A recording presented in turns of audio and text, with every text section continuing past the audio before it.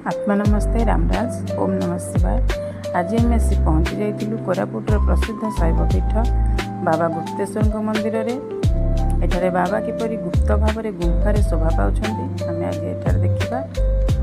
ये पाखापाखि 262 पाँच रही जहाँ अतिक्रम कर आमको आसिक पहुँचा पड़ा। ये गुप्त भाव में गुंफार बाबा रोकू आमको गुंफा भितर को जावाक पड़ो। एठार तो बहुत सुंदर परिवेश थिला। आम एटा फास्ट टाइम आसलु आमको भी बहुत भल लगे।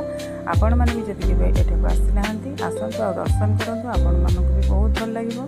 ये बाबांकर अलौकिकता रही सब बेले बाबा ऊपर एठार पादुक वर्षा हुए जहाँ बहुत अलौकिक।